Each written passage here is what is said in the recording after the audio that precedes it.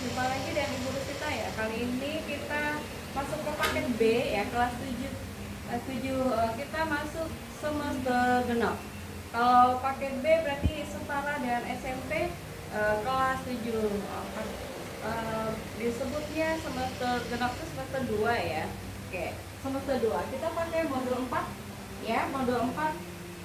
Aku jadi tahu. Nah, ini taman bacaan, di gambarnya ada taman bacaan masyarakat, BBM, Zam-Zam. Oke, bahasa Indonesia.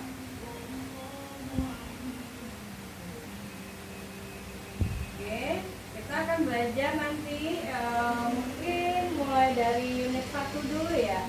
Observasi tempat baca ya. Observasi tempat baca, ada mengidentifikasi informasi dalam teks, deskripsi. Oke. Yang kedua itu B, menyimpulkan isi teks laporan hasil observasi. Itu ya. Kita mulai buka di unit 1. Unit 1.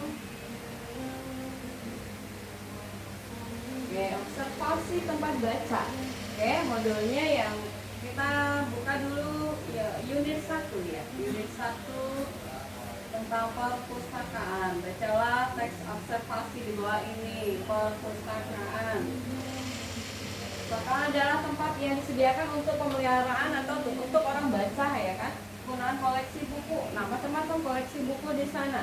Ada novel, ada sebagainya. Itu tempat orang baca. Perpustakaan ada yang berbentuk ruangan dan gedung. Perpustakaan juga ada yang berbentuk ruangan, itu biasanya terdapat di sekolah.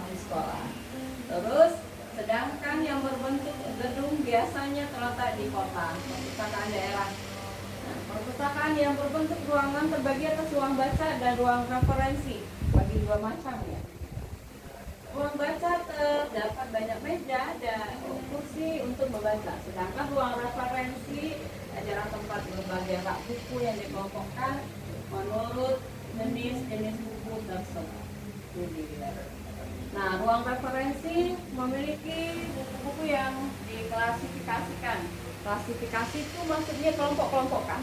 Ini buku tentang novel Andrea Hirata misalnya, ini cerpen anak misalnya, ini cerpen untuk remaja. Nah, itu ada pengelompokan, klasifikasi.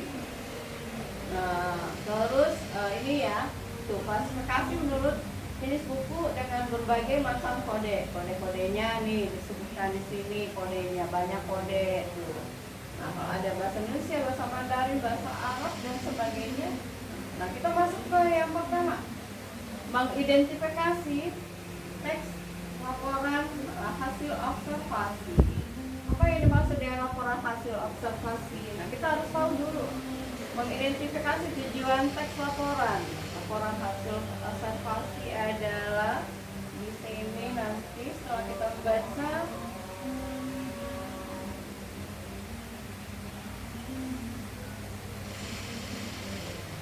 hasil observasinya, mendapatkan pengetahuan, menjelaskan materi.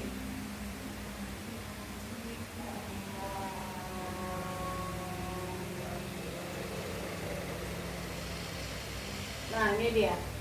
Seperti kita ketahui bahwa teks laporan hasil observasi adalah teks yang berfungsi untuk memberikan informasi tentang suatu objek, ya.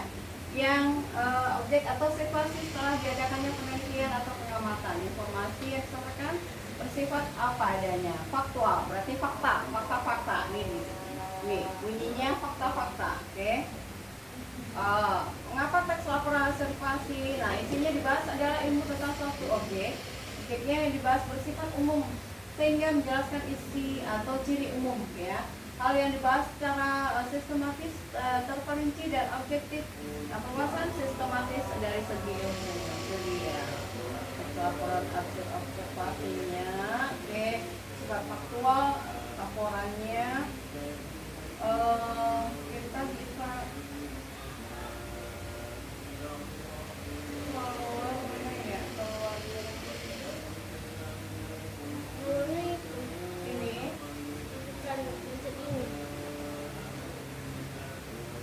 mana dia konsepnya? Ini apa?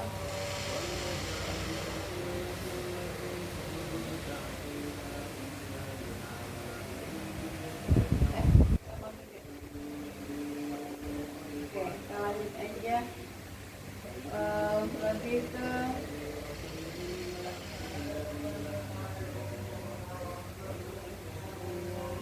yang B-nya menginfokan isi teks laporan hasil observasi. Ini ada taman pintar. Nah, taman pintar maksudnya apa? Taman pintar.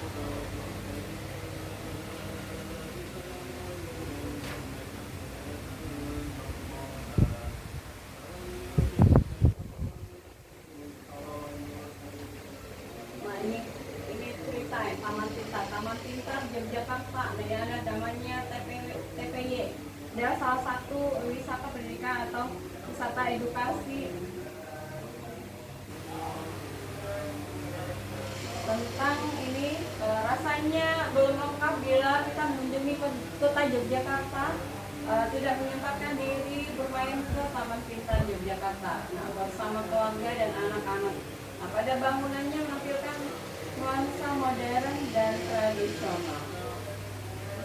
Mana kembalinya ya? Oh, ini ya kembalinya ya. Oke, kita kembali dulu, kita ke ChatGPT.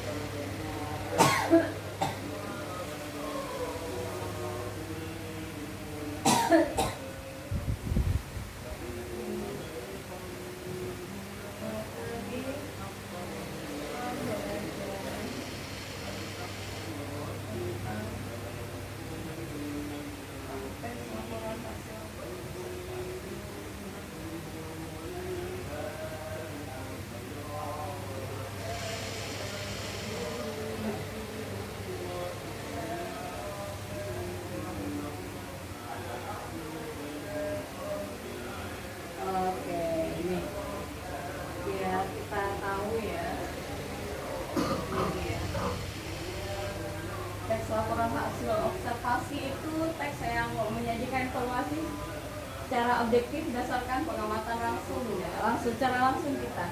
Terus tanpa opini pribadi dan disajikan secara sistematis. Nah, strukturnya itu terdiri atas pernyataan umum, ada bagian definisi, pengantarnya, deskripsi bagian, rincian, dan deskripsi manfaat. Nah, tujuannya adalah menginformasikan hasil pengamatan secara ilmiah. Nah, pengertian dan tujuan. Nah, semakin gede.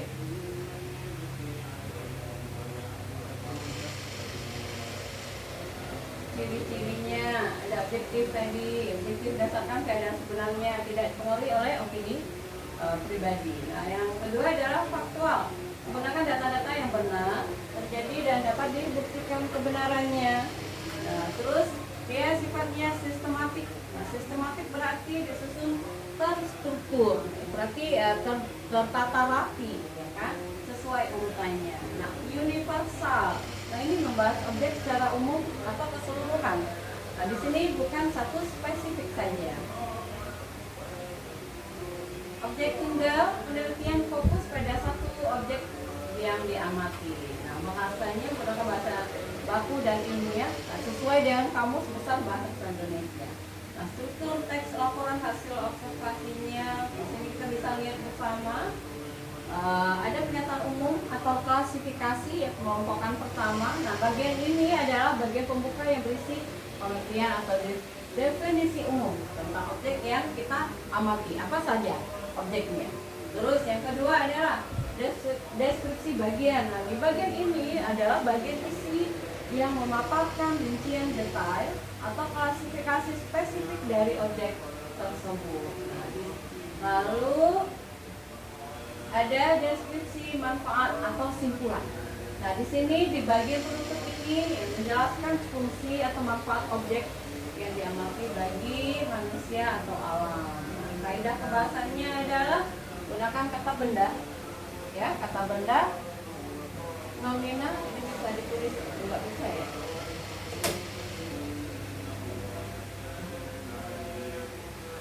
Gunakan kata benda atau nomina umum dan deskriptif. Terus yang kedua, gunakan verba rasional. Verba rasional berarti relasional ya. Katanya adalah, ialah, yaitu. Ini pilihannya relasional. Merupakan, nah, untuk definisi Yang disebut dengan kata baku adalah, nah ini masuk verba, oke, kata kerja. Terus gunakan verba aktif untuk menjelaskan perilaku. Selanjutnya gunakan istilah ilmiah atau teknis sesuai bidang ilmunya. Lanjut menggunakan kalimat kompleks dan simpleks. Kalimat kompleks. Nah, ini kalimat kompleks berarti ada dua kalimat di dalamnya atau frasa.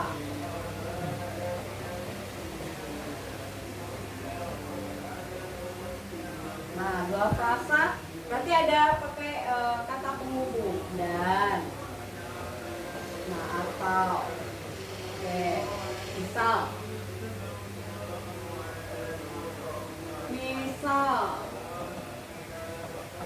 contoh kalimatnya adalah saya atau adik yang pergi ke pasar.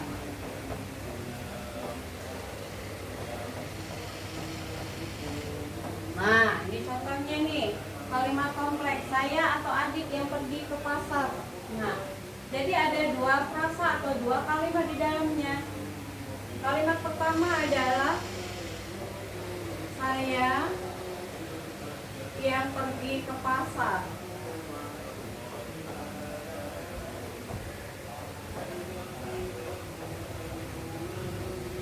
Nah, kalimat keduanya adalah adik yang pergi ke pasar. Nah, itu dia.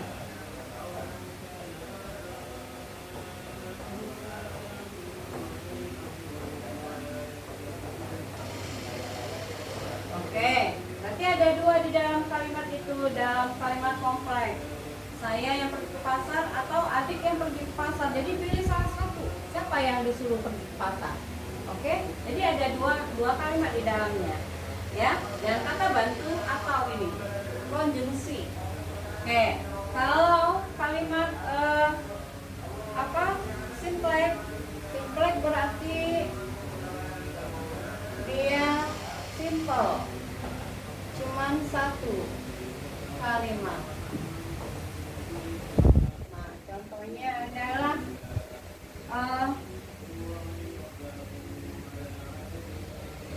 Bapak pergi ke kantor. Nah, itu dia. Kalimat kompleks ini banyak variasi. Nah, ini penjelasan dari kalimat kompleks dan kalimat simpleks. Oke, kita keluar lagi. Oke, jangan disimpan. Harus disimpan ya. ChatGPT.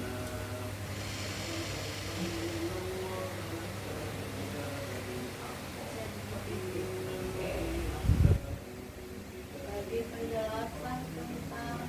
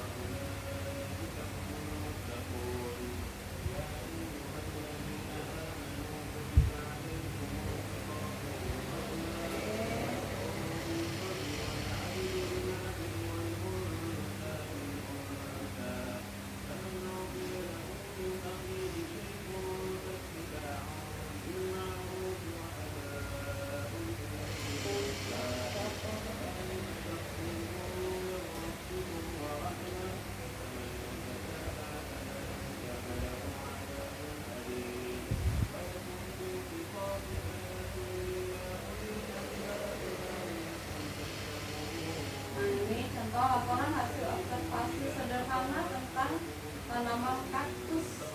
Jadi ya, di sini tidak ada penjelasan, di modul nggak ada penjelasan ya.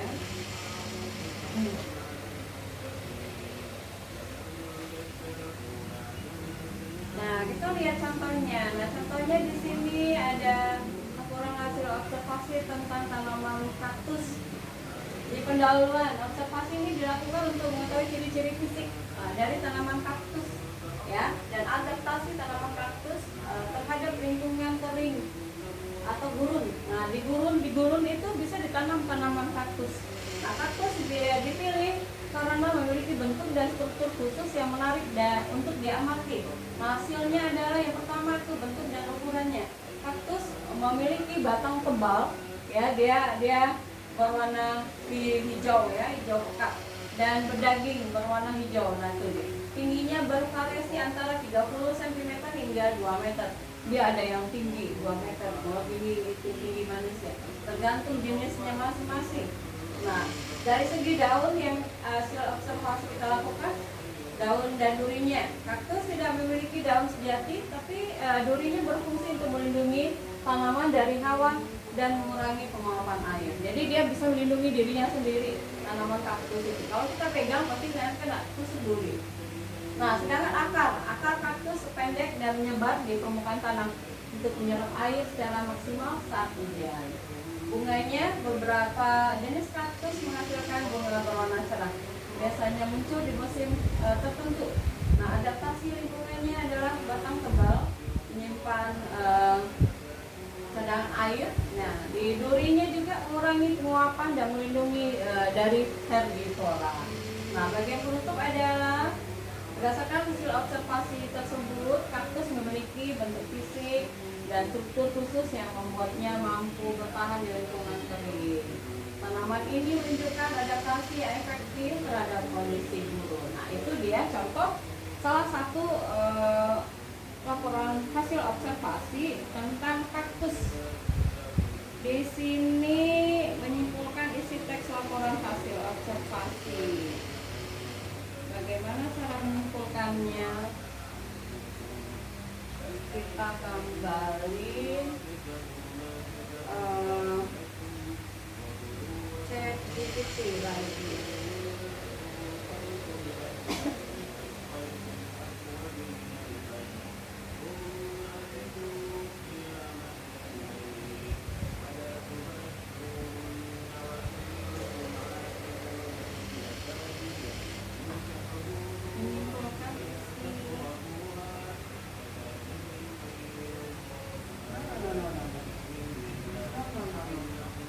Balik.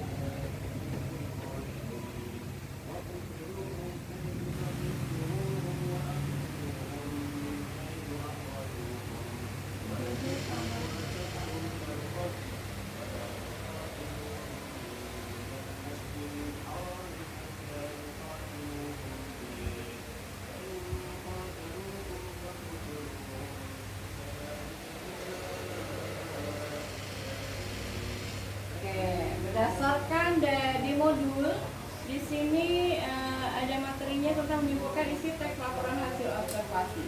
Di modul itu ada cerita tentang taman pintar, ya.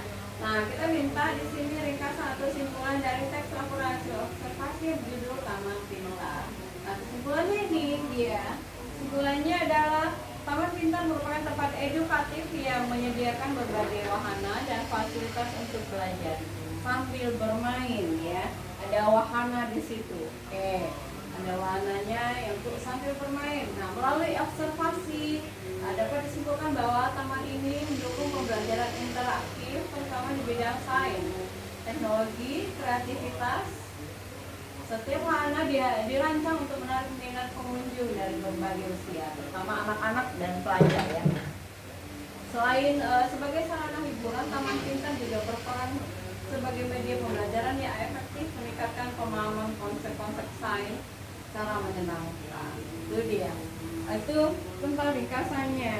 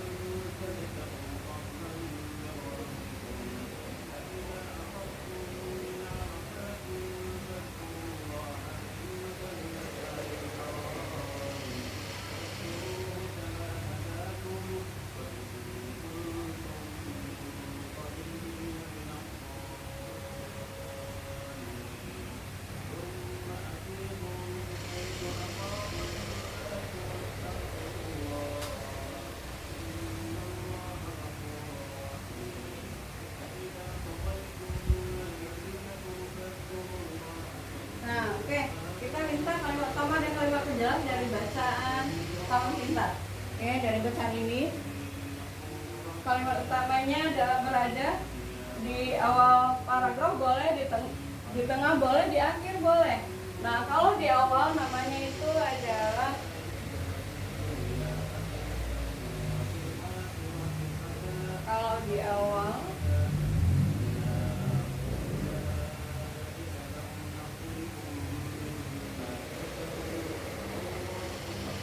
gagasan utama di awal paragraf.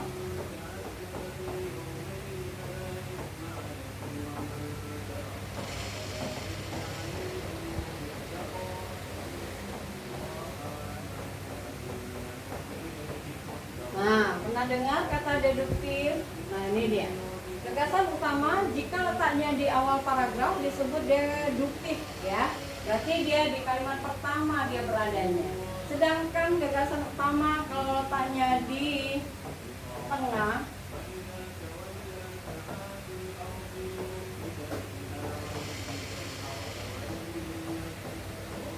nah tengah paragraf itu bisa saja di tengah paragraf dia bisa berada di kalimat ketiga, keempat itu bisa. Nah, ada yang di akhir namanya,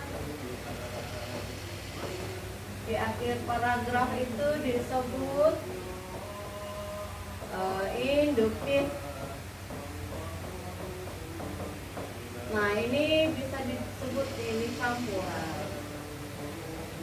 Nah, itu dia. Itu perbedaannya, gagasan utama di awal, di tengah, di akhir. Oke. Terus kalimat utama itu, kalimat penjelas itu berarti kalimat pertama misalnya gagasan utama, kalimat kedua, ketiga sampai selanjutnya di dalam satu paragraf itu ada minimal 4 kalimat.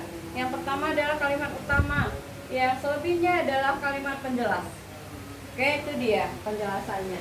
Sedangkan kalau di awal paragraf dia, di akhir paragraf dia gagasan utamanya, metode yang dipakai adalah paragraf induktif. Berarti dia di awal paragraf kalimat 1, 2, sampai 3 atau 4 itu kalimat penjelas dulu. Nah, kalimat yang di akhirnya baru kalimat utamanya. Itu dia. Lalu di sini latihannya ada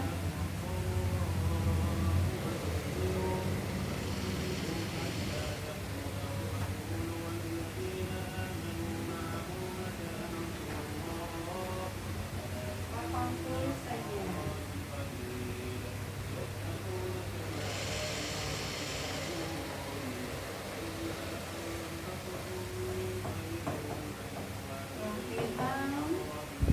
Halaman 9 modul 4.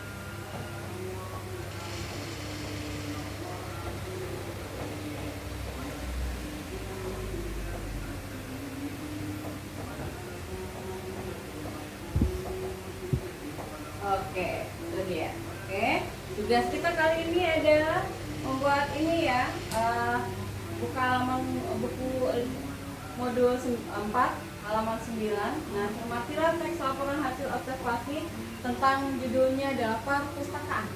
Nah, pertama, tentukan gagasan utama pada teks tersebut. Oke, teks tersebut. Berarti teksnya tentang perpustakaan. Nah, yang kedua, tentukan jenis paragrafnya. Jenis paragrafnya apa jenisnya?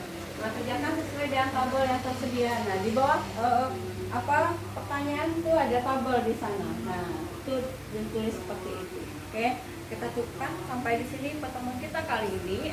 Sampai jumpa lagi di pertemuan selanjutnya. Selamat pagi, salam sejahtera untuk kita semua. Assalamualaikum warahmatullahi wabarakatuh.